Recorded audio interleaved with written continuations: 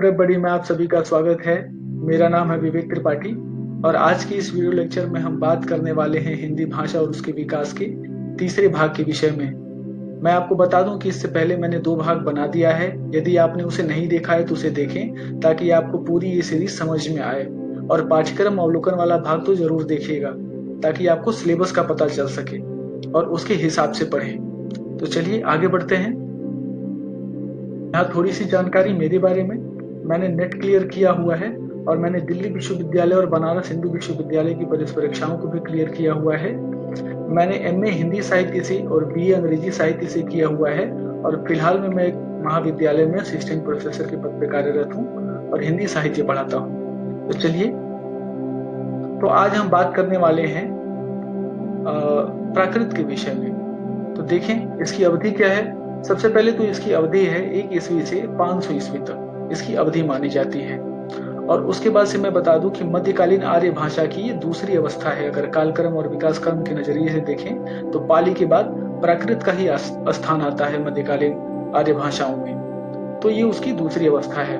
उसके बाद से देखें संस्कृत नाटकों में अधम पात्रों द्वारा प्रयोग, यानी कि जो संस्कृत के नाटक होते थे उसमें जो अधम पात्र होते थे, अधम यानी कि नीच पात्र होते थे, जैसे मान लीजिए दास हो गया, तो ये सारे जो पात्र होते थे उनके उनके द्वारा ये प्रयोग किया जाता था। साधारण या प्राकृत जन द्वारा सामान्य बोलचाल की भाषा थी, यानी कि सामान्य जन भी इसे आसानी से बोल सकता था।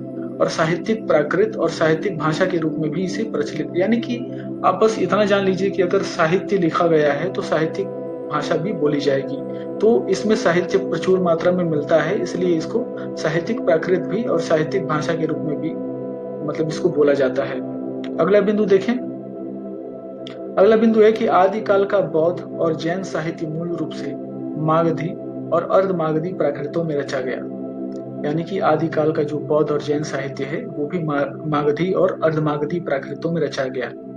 और उसके बाद से सेतुबंध महाकाव्य, गाथा सतसई जिसे गाथा सप्तशती बोलते हैं, खंड काव्य, ये खंड काव्य था।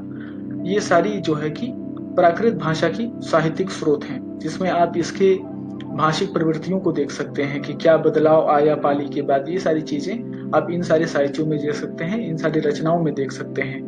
तो चलिए अगले बिंदु पे चलते हैं। अगला बिंदु है कि विसर्ग लुप्त हो गए, जैसे कि जो पाली में हुआ था कि देवः का देवो हो जाना, यह समाप्त हो गया, यानी कि यश का जस हो गया। और ये सारे परिवर्तन इसमें नए रूप में देखने को मिलते हैं। उसके बाद से देखेंगे कि संस्कृत से हिंदी तक के विकास में सबसे महत्वपूर्ण क्षतिपूरक दीर्घीकरण प्रक्रिया का आरंभ हुआ। अब क्षतिपूरक दीर्घीकरण प्रक्रिया क्या है, तो ये देखिए, जैसे उदाहरण से मैं समझा दूं, जैसे लिखा है जिह्वा, तो उसके बाद उसका क्या हो गया, अब उसकी क्षति और हुई तो जिह्वा हो गया। उसके बाद और क्षति हुई, क्षतिपूरक यानी कि जो बीच बीच के शब्द हैं वो घटते जा रहे हैं। देखिए इसमें से पहले वाले में व का ब हो जाना, ठीक, हा का भा हो जाना, दूसरे वाले में जी भी था, ब आधा ब और आ की मात्रा हट गई, उसमें से जिह्वा का जीभ हो गया। तो ये एक क्षतिपूरक दीर्घीकरण की प्रक्रिया है जो सबसे पहले प्राकृत में ही आरंभ हुई थी। ठीक, ये भी एक सरलीकरण की प्रक्रिया मानी जाती है। उसके बाद से देखें, अगला पॉइंट ये है कि पुनः तत्समीकरण की प्रवृत्ति का आरंभ यहाँ हुआ, यानी कि जैसे देखें अति, अई का और फिर से उसका अति, जब भी देखा जाता है अगर कोई भी परिवर्तन, यहाँ पे एक पॉइंट नोट करने वाला है कि कोई भी अगर परिवर्तन है जो ये देखा गया कि अरे परिवर्तित करने के बाद बहुत ज्यादा कंफ्यूजन क्रिएट कर रहा है, तो उसे वापस उसी वेश में कर दिया जाता है जिसमें वो था। तो पहले अति था, उसका अई किया गया, और फिर भाषा वैज्ञानिकों को लगा कि नहीं, ये प्रॉब्लम क्रिएट कर रहा है, किसी भी भाषिक रूप में प्रॉब्लम क्रिएट करेगा, तो वापस इसका पुनः तत्समीकरण कर दिया गया, अति कर दिया गया। तो इसी को कहते हैं पुनः तत्समीकरण की प्रक्रिया, यानी कि जो जैसा था वैसा ही उसको बना देना। उसके बाद से देखें, आधुनिक भाषा वैज्ञानिक डॉक्टर धीरेन्द्र वर्मा ने प्राकृत के 5 भेद स्वीकार किए हैं। कौन कौन से, तो देखिए, सबसे पहला शौरसेनी प्राकृत, पैशाची प्राकृत, महाराष्ट्री प्राकृत, उसके बाद से अर्धमागधी प्राकृत, मागधी प्राकृत। ये 5 भेद हैं जो धीरेन्द्र वर्मा जी ने स्वीकार किए हैं। चलिए एक एक करके इनके बारे में जानते हैं क्या है। सबसे पहले आते हैं शौरसेनी। इसका जो क्षेत्र था वो मथुरा या सूरसेन क्षेत्र था। देखिए, पहला पॉइंट है कि पश्चिमी हिंदी की बोलियों यानी कि ब्रज भाषा, गौरवी, हरियाणी आदि का विकास शौरसेनी से ही हुआ है। तो ये एक बहुत इंपॉर्टेंट पॉइंट है, इसको नोट करते रहिएगा। दूसरा बता दूं कि अह का अ हो जाना यानी कि विसर्ग, वो भी शौरसेनी में ही दिखता है। बीरह का बीरो। देखिए, उसके बाद से अल्प प्राण अघोष व्यंजनों का, व्यंजनों यानी कि, अब देखिए अल्प प्राण अघोष व्यंजन किसे कहते हैं वो भी मैंने ब्रैकेट में लिख दिया है। कम वायु प्रवाह से बोले जाने वाले, जैसे कि मान लीजिए मैं बोल देता हूँ, अभी दिखा देता हूँ। जैसे मान लीजिए मैं बोलता हूँ क, उसके बाद मैं बोलूंगा क, तो इसमें ज्यादा वायु नहीं मेरे गले से निकल रही है, लेकिन मैं बोलूंगा ख, इसमें ज्यादा वायु बाहर आ रही है। वैसे ही मैं बोलूंगा ग, तो ये अल्प प्राण हो गया। घ, तो ये महाप्राण हो गया। तो अल्पप्राण व्यंजनों का, अघोष व्यंजनों का सघोषीकरण होने लगा। जैसे कि विकल्प है तो विगल हो गया। सघोषीकरण की प्रवृत्ति इसमें सबसे अधिक देखने को मिलती है।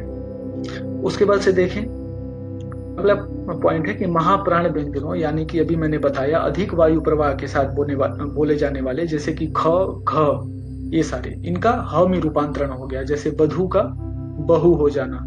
तो ये सारी चीजें। अगला बिंदु देखें, अब बात करते हैं पैशाची, जिसे भूत भाषा भी कहा जाता है। तो इसका क्षेत्र क्या है? उत्तर पश्चिम में कश्मीर के आसपास तथा पश्चिमोत्तर पंजाब और अफगानिस्तान, ये इसका क्षेत्र है। पॉइंट देखें, इसकी विशेषता के विषय में जानते हैं। ड़ का न होना इसकी पहली विशेषता है। जैसे गुण का गुण हो जाना, तो ये सारे परिवर्तन यहाँ देखने को मिलते हैं। उसके बाद र का ल में परिवर्तन हो जाना, जैसे फल का फर हो जाना। तो ये सारी चीजें पैशाची में देखने को मिलती हैं। तीसरा पॉइंट क्या है? अब देखिए अर्धमागधी, अब इसके विषय में बात करते हैं, यानी कि जिसे जैन अर्धमागधी भी बोला जाता है। इसका क्षेत्र है मागधी और सौरसेनी के बीच का क्षेत्र, यानी कि जो मागधी का क्षेत्र है और सौरसेनी का जो क्षेत्र है उसके बीच का क्षेत्र अर्धमागधी का क्षेत्र माना जाता है। तो अब देखें, इसका बिंदु है कि पूर्वी हिंदी यानी अवधी, बघेली और छत्तीसगढ़ी का विकास और अर्धमागधी से ही हुआ है। उसके बाद से जैन साहित्य प्रचुर मात्रा में इसमें उपलब्ध माने जाते हैं, मिलते हैं। अगला पॉइंट देखें कि श और ख यानी कि जिसे श भी बोला जाता है उसका स हो जाना, जैसे कि श्रावण, उसका सावड़ हो जाना। य का ज होना, जैसे कि यौवन, यौवण। तो ये चीजें देखने को मिलती हैं अर्धमागधी में, ये विशेषताएं। उसके बाद से मागधी के विषय में बात कर लेते हैं। तो इसका क्षेत्र जो है वो मगध के आसपास का क्षेत्र माना जाता है। इसमें पॉइंट देखें, बिहारी हिंदी यानी भोजपुरी, मगही और मैथिली का विकास का आधार मागधी ही है, यानी कि मागधी से हुआ है, मागधी अपभ्रंश से हुआ है। तो ये सारी मागधी प्राकृत से, तो ये सारी चीजें नोट करने के लिए है। उसके बाद से अह का ए हो जाना, जैसे कि देवह का देवे, तो ये परिवर्तन दिखता है। उसके बाद र का ल होना, जैसे राजा से लाया। उसके बाद ज का य होना, यानी कि जानाती, याणादी। तो ये सारे परिवर्तन देखने को मिलते हैं। आपको इनको रटने की जरूरत नहीं है, बिल्कुल भी रटने की कोशिश मत करिएगा, क्योंकि ये इतने क्रिटिकल डेटा हैं कि ये याद नहीं होते हैं, बस समझने की जरूरत है। आप इसी वीडियो को अगर 4-5 बार देखेंगे तो ये पूरी तरह से याद हो जाएंगे, और जरूर अगर ऑप्शन में आएगा तो आप सही टिक करके आएंगे। तो इन्हें सिर्फ देखें कई बार, ठीक। अगला देखते हैं कि महाराष्ट्र के विषय में बात करते हैं। इसको प्रकृष्ट प्राकृत भी बोला जाता है, जैसे कि महाराष्ट्र में ये प्रयोग होता है, उसके आसपास के क्षेत्रों में इसका प्रयोग होता है। तो उसके बाद देखें छ, यानी कि जो क्षत्रिय वाला छ है उसका ख हो जाना और छ में रूपांतरण हो जाना, यानी कि छ का, क्षत्रिय वाले छ का ख और छ में रूपांतरण, जैसे कि कुक्षी, तो इसका कुक्षी। फिर इक्षु, तो इसका उक्षु। तो ये परिवर्तन है, ये परिवर्तन इसमें देखने को मिलता है महाराष्ट्र में। उसके बाद देखें, ललित साहित्य प्रचुर मात्रा में लिखा गया है। ललित साहित्य कहने का मतलब ये है कि जो कुछ भी है, संगीत आ गया उसमें, कविताएं आ गई, कहा, ये सब ललित साहित्य के अंतर्गत आता है, ठीक। ये सारा इसमें प्रचुर मात्रा में लिखा गया है। उसके बाद देखिए, पंचमाक्षर का प्रयोग इसमें अनुस्वार के रूप में होता है। पंचमाक्षर मतलब होता है पंचम अक्षर, यानी कि जो भी पकड़ ले उसके अगले का पंचम अक्षर, जैसे कंपन, ठीक। तो कंपन का जो आधा म लगा है वो अंग की मात्रा में हो जाना। प जैसे कि प फ ब भ म, तो ये पांचवा अक्षर है। ठीक, तो ये परिवर्तन इसका अनुस्वार के रूप में प्रयोग होने लगा। उसके बाद से देखें, अगला बिंदु ये है कि हेमचंद्र मार्कंडेय आदि आचार्य प्राकृत को संस्कृत देववाणी के रूप में विकसित मानते हैं। इसके विपरीत विद्वान पिशल का मानना है कि प्राकृत जन बोलियों और भाषाओं से निर्मित भाषा है और इसी का अभिजात रूप संस्कृत बनकर विकसित हुआ है।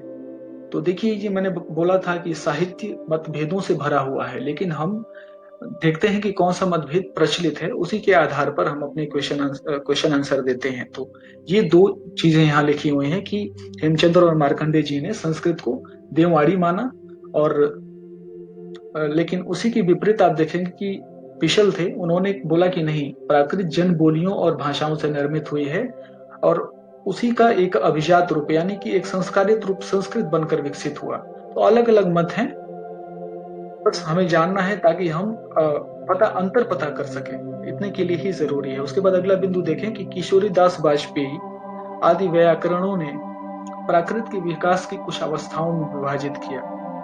तो किशोरी दास वाजपेयी जी ने प्राकृत के विकास को कुछ अवस्थाओं में विभाजित किया। कौन कौन सी अवस्था थी देखें। सबसे पहले पहली प्राकृत, इसका जन्म कहाँ माना, कैसे माना? सभ्यता के आरंभ में लोक प्रचलन से हुआ। इन्होंने बोला कि पहली प्राकृत का जन्म सभ्यता के आरंभ में, यानी जो भी सभ्यताएं हमारी उपज उठ रही थी ऊपर की तरफ, तो उसके आरंभ में लोक प्रचलन से हुआ और कुछ विद्वानों द्वारा पाली की संज्ञा प्राप्त है। इसी को पाली की संज्ञा प्राप्त है, यानी कि अभी जिसे हम पाली समझते हैं उसको इन्होंने पहली प्राकृत की अवस्था माना। उसके बाद से दूसरी प्राकृत के विषय में बात करते हैं। जैसे कि आप देखेंगे कि दूसरी प्राकृत में प्राकृत ऋषियों व व्याकरणों के द्वारा संस्कारित होकर वैदिक संस्कृत बनी तथा सरलीकरण की प्रक्रिया से हिंदी का विकास हुआ। ये बहुत इंपॉर्टेंट बात है कि जैसे इन्होंने बोला है कि ये जो दूसरी प्राकृत थी, यही ऋषियों और ऋषि मुनियों द्वारा और व्याकरणों द्वारा संस्कारित होकर वैदिक संस्कृत बनी और इसी की सरलीकरण की प्रक्रिया से हिंदी का विकास हुआ। तो ये इनका दूसरा मत था। अब तीसरी अवस्था है, तीसरी प्राकृत। एक पॉइंट ये है कि दूसरी प्राकृत में मैं बता दूं, जैसे कि मैंने यहाँ पे एरो बना के समझा रखा है कि वैदिक संस्कृत सबसे पहले आई, उसके बाद लौकिक संस्कृत और प्राकृत, यानी ये दूसरी वाली प्राकृत के विषय में बात हो रही है। तो ये एक सरलीकरण की प्रक्रिया है। अब इसी तरह से इन्होंने बोला कि डायरेक्ट ऐसे ही जाते जाते हिंदी का विकास किया इन्होंने। तीसरी प्राकृत के बाद में बता दें कि इसे ही अपभ्रंश कहा जाता है। जो इस समय जो अपभ्रंश कहा जाता है उसे तीसरी प्राकृत बोला गया। ठीक, तो ये तीन अवस्थाओं में विभाजित किया गया है, आप इसे देख सकते हैं। तो इसी के साथ हमारा ये वाला भी वीडियो लेक्चर समाप्त होता है। यदि आपको हमारा पढ़ाया हुआ पसंद आता है तो लाइक करें, शेयर करें, सब्सक्राइब करें हमारे चैनल को। और हमारी साइट है prepbuddy.io, इस पे जाके आप जो भी मैं पढ़ाता हूँ उसको एक साथ पा सकते हैं। और भी नोटिफिकेशंस वगैरह और भी विषय से अगर जानकारी चाहते हैं, जैसे पीसीएस हुआ, तो इन सब के विषय में, पीसीएस है, नेट है, यूपीएससी है, तो इन सब के विषय में आप वहाँ जानकारी प्राप्त कर सकते हैं। 12th में अगर बायो पढ़ना चाहते हैं तो इन सारी चीजों के विषय में आप एक जगह जानकारी प्राप्त कर सकते हैं। और पसंद आए तो शेयर करना ना भूलें और सब्सक्राइब जरूर करें। तब तक के लिए धन्यवाद।